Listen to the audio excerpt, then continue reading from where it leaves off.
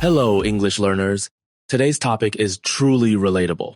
Why can you understand English? Well, maybe you read books or follow conversations, but when it's your turn to speak, you freeze? Absolutely, it's a widespread issue. Many learners build strong listening or reading skills through study, but speaking requires a different set of abilities. It's like knowing how a bike works, but feeling unsteady when you try to ride it for the first time. That's a vivid analogy. So, what causes this disconnect between comprehension and speaking? It often comes down to practice. Reading and listening are passive skills you're absorbing information. Speaking, on the other hand, is active. You must retrieve words and construct sentences in real time, which is much more demanding cognitively. Let's bring this to life with a real story. My friend Sarah, a top student in English, could understand movies and books easily, but speaking was a hurdle. Have you seen similar cases?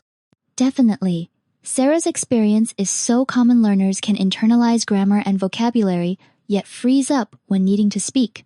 Often, it's the fear of making mistakes or sounding awkward that blocks them. Sarah once tried to order coffee in English, but suddenly couldn't get any words out. She later admitted she was afraid of saying something wrong. Why does this anxiety become such a barrier? Fear of negative judgment is powerful. One study showed that 68% of language learners reported anxiety about speaking. The pressure to be perfect can overshadow the desire to communicate, resulting in silence. Let's break down the key reasons why understanding doesn't always lead to speaking ability. Where should we start? First, lack of speaking practice is huge. Most learners spend much more time reading or listening, so producing language feels foreign. Then, there's the fear of mistakes, which discourages risk-taking. Confidence is another major factor, isn't it? Absolutely. Even advanced learners sometimes doubt their speaking skills, comparing themselves to native speakers. This self-doubt can hold them back, even when they know the words. It seems practice is the linchpin. Why is regular speaking so critical for fluency? Speaking connects knowledge to action. Think of it like sports. Reading about tennis techniques won't make you a player you need time on the court. Speaking daily, even briefly, helps your brain retrieve words faster and builds muscle memory for conversation. That explains why even short, consistent practice sessions can have a big impact. How quickly can learners expect to notice changes?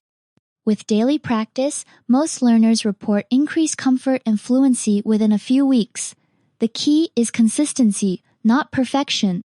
Let's address the elephant in the room, the fear of making mistakes. How can learners overcome this barrier and speak more freely? It's essential to shift from a perfection mindset to a progress mindset. Mistakes are stepping stones, not failures. For example, children learn languages quickly because they aren't afraid to get things wrong. They just keep trying. So, embracing mistakes as learning opportunities is key. Do you have any tips for reframing fear into motivation? Absolutely.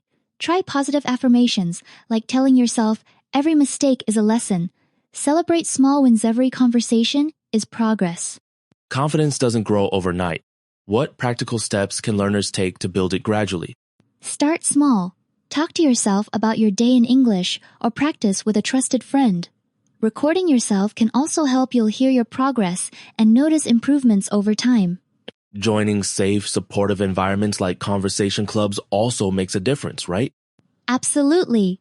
Speaking in groups where everyone is learning reduces pressure. Over time, these low-stress experiences boost self-assurance for real-world conversations. Speaking fluently often means recalling vocabulary quickly. How can learners expand and activate their word bank for conversations? Focus on learning phrases, not just single words. For example, instead of memorizing happy, learn expressions like over the moon. Using them in context helps you recall them naturally when speaking. Are there effective ways to reinforce new vocabulary? Absolutely. Use new words in your own sentences and try to incorporate them in daily chats or journaling. Repetition in real situations cements them in memory. Let's talk about the role of imitation. How does listening and repeating help improve speaking skills? Imitation is like language weightlifting.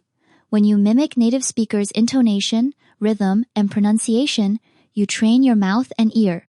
Shadowing repeating right after hearing builds fluency and helps you sound more natural. So it's not just about what you say, but how you say it.